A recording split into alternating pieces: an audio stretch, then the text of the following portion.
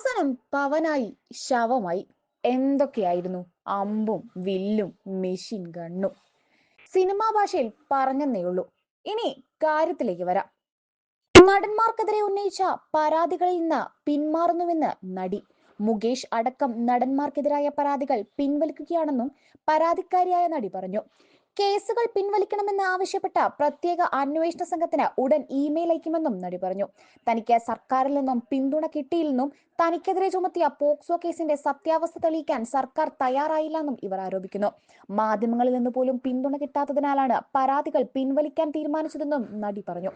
നടന്മാരായ M Mukesh MLA, Maniyan Pillai Raju, Idavela Babu, Jayasurya എന്നിവർക്കെതിരെയാണ് നടി ആരോപണവുമായി രംഗത്ത് വന്നത്. ഹേമ കമ്മിറ്റി റിപ്പോർട്ട് പുറത്തു വന്നതിന് പിന്നാലെയായിരുന്നു നടിയുടെ വെളിപ്പെടുത്തൽ. സംസ്ഥാനത്ത് വൻ വിവാദമായി മാറിയ സംഭവത്തിലാണ് നടിയുടെ പിന്മാറ്റം. പരാതിക്കാരിയായ നടിയുടെ വിശ്വാസ്യതയിൽ സംശയം കേസിന് തുടക്കം മുതലേ ഉണ്ടായിരുന്നു. വർഷങ്ങൾക്ക് മുൻപ് നടന്ന സംഭവങ്ങൾ ഇപ്പോൾ പറഞ്ഞപ്പോൾ തന്നെ ഇതുപോലുള്ള കേസുകൾ നിലനിൽക്കുമോ എന്ന സംശയവും ജനിച്ചു.